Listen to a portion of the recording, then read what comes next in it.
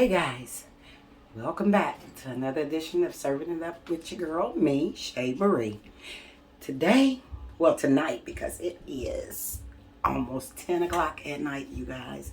I had to get them grandbabies in bed. Y'all know I got my grandbabies, so I can't film a whole lot of stuff when they're up. And I got some extra grandbabies over here today, so they've been running wild all day. So we finally got them in the bed. Now I'm having me a little nightcap. And we're going to can some strawberry jam because we actually used our last pint last week. Well, a few days ago. We used our last one that we had on the shelf from last year a few days ago. So it is time for us to get some more on the shelf. And I had a few strawberries in the freezer and some blueberries and a few raspberries because our strawberry plant and blueberries didn't do too much. So whatever I did get, I just froze them because I knew I would be making jam sometime or another. And I went to the store. Went to the store and got a few containers of strawberries to go along with the ones I have. So we're going to get into this, guys. It's a late night for us. But I'm up and I'm ready to do this. So we got the strawberries already topped off and rinsed off. And I don't worry about coring. Every jam I've ever made, some people core, some people don't. It's just your preference. You know, it may turn it, they say it may turn it, being that it's white, that it may turn it a lot, this color. But I've never found that to be a problem. So I leave my cores on. And like I said, I have some raspberries, blueberries. All of this is going in here. So it's a strawberry jam, but it's a mixed berry jam, essentially, because we use everything that we have. Every berry that we have is going in the pot. And we are using Ree Drummond from Pioneer Women's recipe this time. I don't know if I said it or not, but I'm going to repeat it just in case I didn't say it. I am using her recipe because I really love watching the things she does, her content and stuff, her show, Pioneer Woman. And she's a good cook, excellent cook. So, yeah, we got these going. We already have our canning lids and jars. They've been in there just doing their thing. So they've been in there doing their thing, getting sterilized. I washed them out. You can wash these in your dishwasher if you want, or you can just wash them by hand. I wash mine by hand. And I got my pot ready to receive all my strawberries. I'm getting ready to put those in there and let them cook down for a while. Alright, so let's get our strawberries dumped in this pot as strategically as we can. Okay, I think I'm going to take some off with my hand first. I'm going to try that, but that felt like that was just going to be a whole mess. So let's get these dumped in, get these cooking. I'm going to turn my stove on.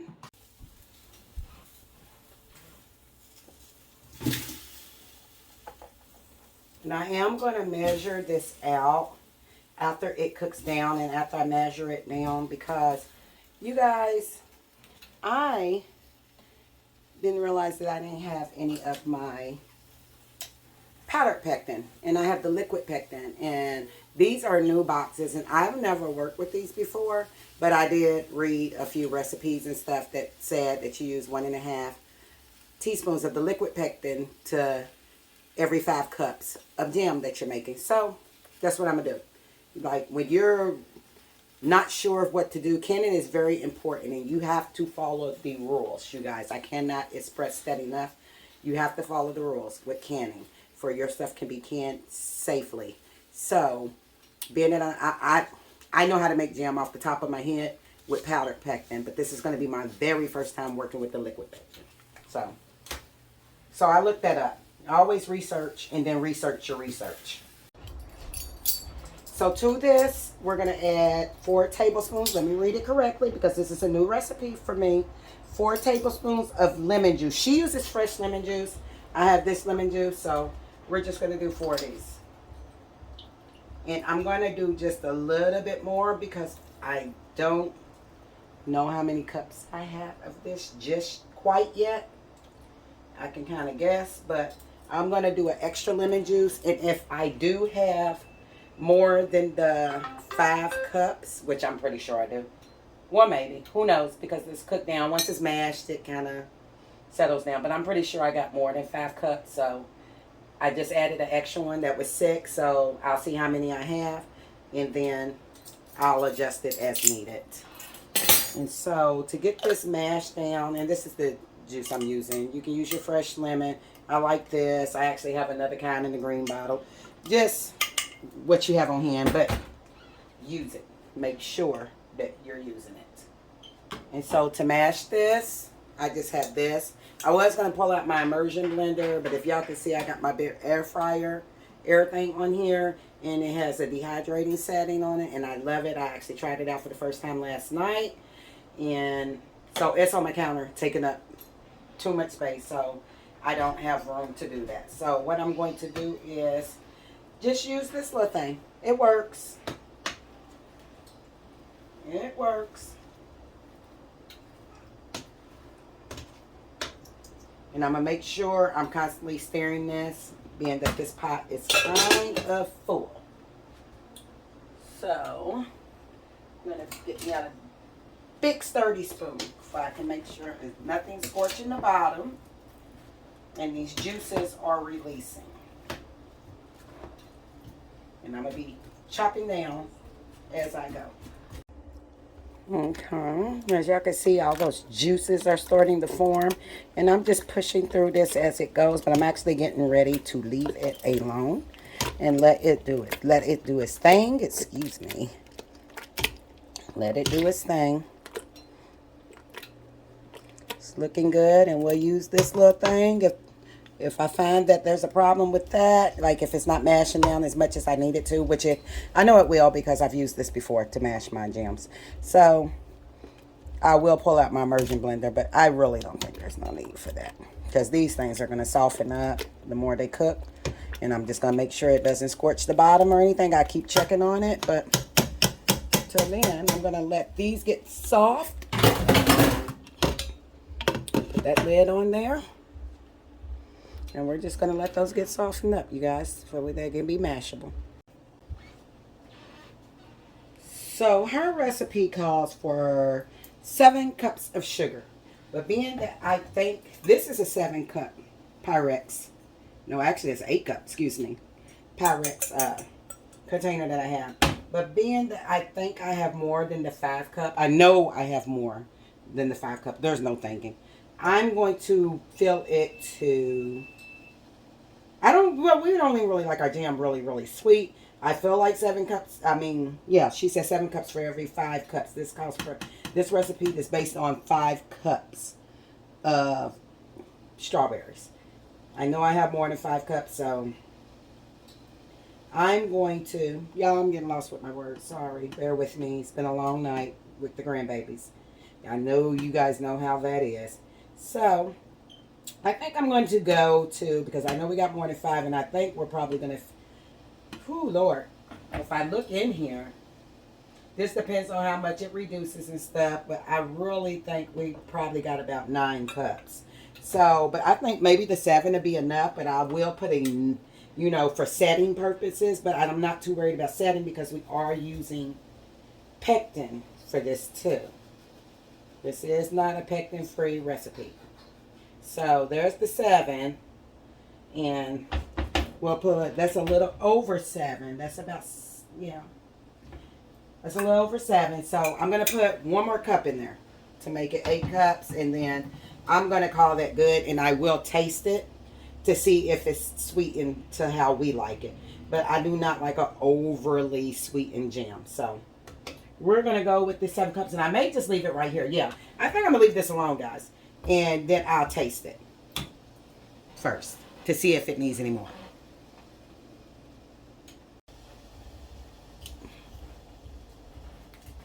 With the Sure Gel, we have to let with the Sure Gel, the liquid, not the powder, the liquid. So with the, let me check this recipe so I can be telling you guys right.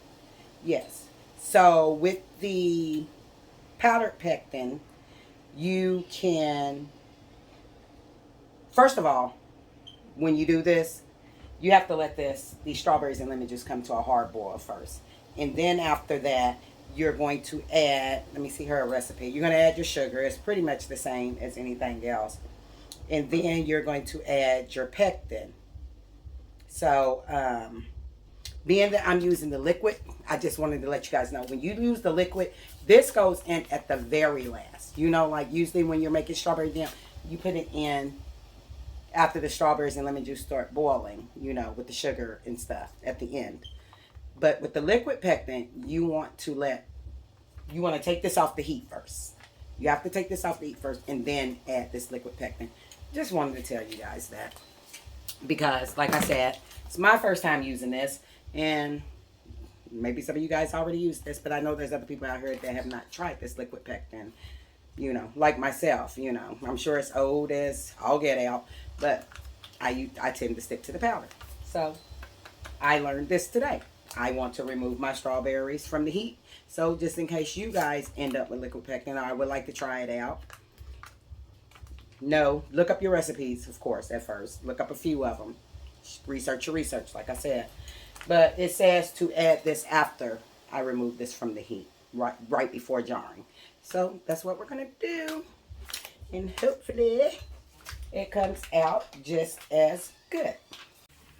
And y'all, I want y'all to see something. Look at this spillover I done had. I shows y'all the real all the time. This is me sitting at my dining room table, not paying attention.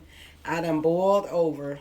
My stuff that's boiled over. We got to clean this up, you guys. It's ready for the sugar. So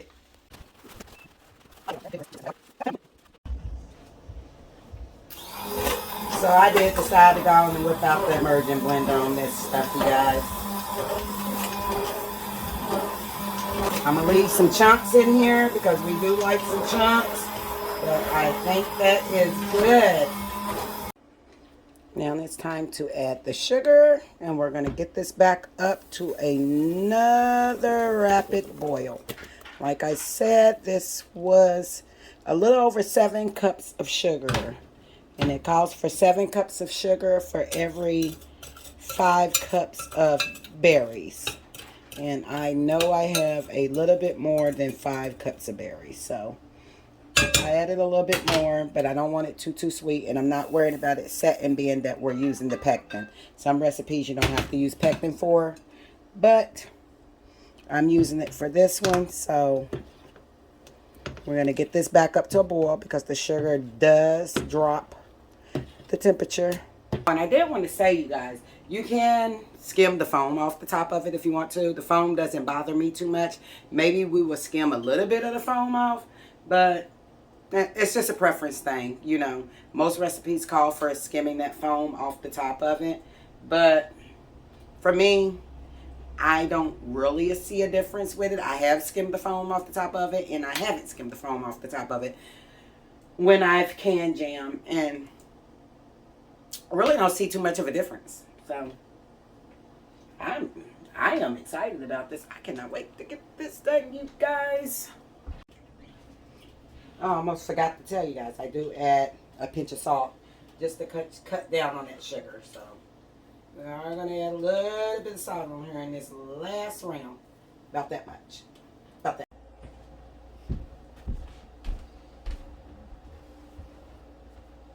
Alright, so we got everything laid out. I just took this off the warmer, so it says to 1.5 tablespoons for every 5 cups. Only when you're using the liquid. If you, I will reiterate, if you're using the powder, guys, you're going to put that in after your strawberries come to a boil by themselves with the lemon juice. Then the sugar goes in. No, then the pectin goes in. Don't let me tell you wrong. The pectin goes in, and then the sugar goes in and comes all the way back up to a boil. So, but since I'm using the liquid kind, it says to remove from the heat. And for every 5 cups, use let me look it up. It's either a tablespoon and a half or a teaspoon and a half. I'm going to look this up, and we'll come right back in. Because I forgot what all that liquor I'm going to drink. So, yeah. So, I was wrong, you guys. So, it says that I'm supposed to add 1 teaspoon and a half teaspoon for every cup of jam or jelly or jam. It depends on which one you're making. So I am making 9 cups, you guys. So that means I need at least 9 teaspoons. And then me and my kids was trying to convert these half teaspoons down. And half of 9 is 4.5. So 9.9 plus 4 is 13. So that's 13 teaspoons in a half. I hope you guys are following me. We just went over it for a minute, and that's what I need. So I need 13 teaspoons and a half. So let's get our teaspoon out and get to getting with this pectin. I don't really think I'm going to be using liquid pectin anymore. It's just so much easier just to use the packet of powdered pectin.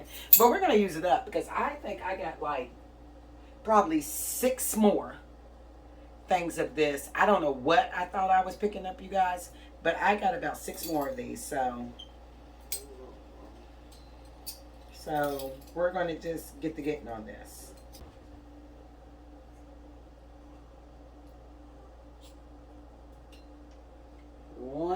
We have a long way to go, you guys. All right, let's get that stirred around real well, and let's get to jarring this stuff. It is now, let me tell you what, I've been fooling around, you guys, for real. When it's late, I multitask when it's late. You know, once the house is quiet and the kids are in the bed, I kind of multitask and I be doing other things. So, but that's not bad timing. We started this almost at 10, and it's 11:35. So we're making good time. And this is going to have to, I got pectin on my phone, you guys, but after we get these in the jar, it's going to boil for 10 to 12 minutes, you guys. Alright, I think we got our pectin all the way mixed in there. Let's get to canning this stuff, you guys. And as you can see, I got an array of things. I got my pint jars, of course, but then I got my half pint jars because I think maybe I'm going to give some away. I always give some to my kids and my mom and stuff, so, and my dad. So I just got random jars out here. Who knows how many we can fill up? I don't know, but we're going to get going on this.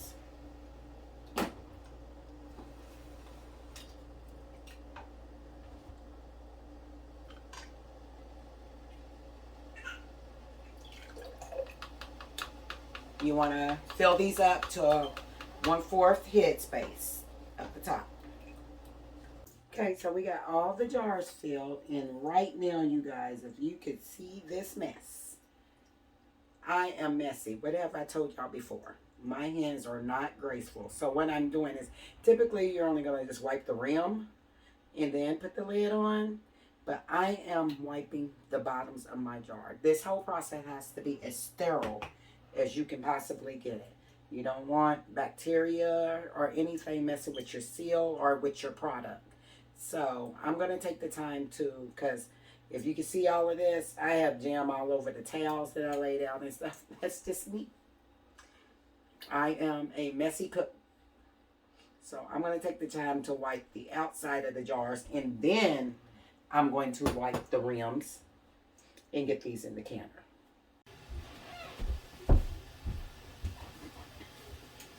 So we got all of these jars clean, because let me tell you guys, it was a sticky mess. I made a whole mess. As you can see, the towels are not even on here anymore. So everything is clean. So I'm going to take the time to just go around and debubble this. I can't find my debubbler, so I'm just going to take a knife and do this way and get all the air bubbles out. So we have debubbled. So I am going to take the time to, I just got a little glass here, and I got some water and vinegar in it. And I'm going to wipe these rims, because this stuff is sticky. Get these rims good and clean. Can you see that red on there?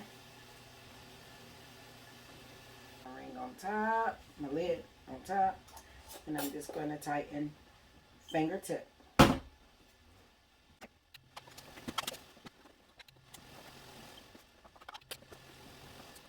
Alright, let's go ahead and get these in the canner for 10 to 12 minutes, guys.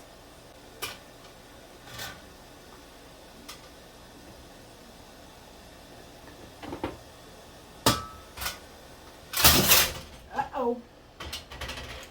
God damn it. First round's in. We're going to put the lid on, bring this up to a rolling boil. Once it starts boiling at a rolling boil, well, that's when we'll start the clock for 10 to 12 minutes. And then after that, we'll get the second batch in, guys. And I will see you lovelies in the morning with the finished products. Good morning, guys.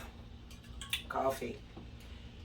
Here is the update. Can y'all see these jars? We got 1, 2, 3, 4, 5, 6, 7, 8, 9, 10, 11, 12, 13 pints of strawberry jam and 3 half pints. And then about a quarter of a half pint in the refrigerator. But I do want to show you guys something because this happens. My jam did not set as thick as I wanted it to set. It's more of a syrup. And you guys, it happens. It happens. All the time I've been making jam, this is maybe the second time that I didn't get one to set right. And I've made a lot of jam. And if anybody tells you they made jam and it never not set for them, I wouldn't believe it. I don't believe it. Anybody who's making jam, has been making jam, has had this problem before. So I think where I went wrong is I doubled the recipe. The recipe called for 7 cups of sugar. I doubled that recipe and I only used about 11 cups of sugar. If that. Yeah, about 11 cups of sugar. And it's super sweet. And I didn't want to add any more. But when you mess around with the sugars like that, it kind of decides whether it's going to set or not. And I did use the liquid pectin too, but still, I think it's the sugar that I didn't add. And so, it's a simple fix, guys. For one, let me tell you guys something, because I was up to 3 in the morning, just figuring out ways, you know, even though I knew how to get it to reset from the last fail I had, I I like watching videos with people with the same problems that I have.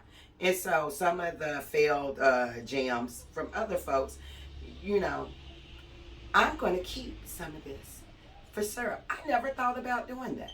You know, you go to Bob Evans or like an IHOP or something, and they have like blueberry syrup and strawberry syrup. A guy that I was watching last night at 3 in the morning, when his stuff failed like that, and he had a bunch like I did, he kept back 4 of these just to have the strawberry syrup for pancakes. And if you can hear anything, I got grandbabies in the background. Remember I told y'all they was over last night. So I'm getting ready to make them some pancakes because they said, Riri, they call me Riri. Riri, I'm so hungry. And I was like, you so hungry? They said, yes. So I said, okay, I'll make you something to eat. So they're getting ready to have some pancakes with my strawberry syrup. So even a fail is a win. I say all of that to say even a fail is a win. So I'm probably going to keep this half pint one and then 3 more pint ones so we can have some strawberry syrup because it is delicious. It's just not jammed yet. And so for the rest of these, I'm just going to put them back on the stove. You can fix it several different ways. You can put them back on the stove and just let it cook down like you would do your tomato sauces and stuff. You know, it'll take about an hour for it to do that, cook down and thicken up. Or you can add more sugar. I'm really not sure I want to do that because it is already sweet. I'm going to, when I open this again to put it on the kids' pancakes, I'm going to see if it can stand some more sugar without being over the top. But I don't know if I'm going to do that. I think I'm going to go with the cook now method and then maybe just add a little bit more pectin to it. Now, if I add a little bit more pectin to it, I will, after I see it cook down, because I got the liquid pectin. So I'm going to let it cook down for a while. And if I add that, if I have to add that liquid pectin to it, then I will add a little bit more lemon juice too, for them pH levels can be right. But I'm really not a fan of the thought of adding more sugar to it because it was just so super sweet when I tasted it last night. But we'll see. But yeah, that's how I'm going to fix it. So let me get to this, guy. Let me get this coffee in me and then get these pancakes on for my grandbabies and get them sat down and enjoying this syrup right now. It was 4 years old. I don't know. How about 4 years old? Hey guys, I'm just putting some of this delicious syrup on the grandbabies' pancakes for them to eat. They are ready. Y'all ready to eat? Y'all Ella Mae, you ready to eat? Yes. Treasure, you ready to eat? Yes. Israel, you ready to eat? Yeah. Oh, baby. You say yes. You say hurry up, Riri, didn't you? Hurry up. Everybody say the blessings? Yes. Yes. Yes. All right. Here, baby boy. Here. You want your fork? You want to try to eat with a fork? I know you're going to probably try to eat with your hands. Yeah, because they get messy. Here you go, Ella Mae. They get messy. They would Go, get Tristan. You're welcome. Here you go, Doodles. You're welcome. This is just the grandbabies, you guys. Ella Mae, you gonna say hi? Hi. You say hi, baby. Hi, baby. Izzy. Israel, you gonna say hi? Say hi. Hello. Not mama. Is it good, Tristan? Treasure, is it good? All right. Let me sign up out of here, you guys. Hopefully that's right. All right, you guys, that is it. Thank you for coming back into the kitchen with me. Like I said, I have those other strawberry jams on the stove processing, and they'll set up just fine.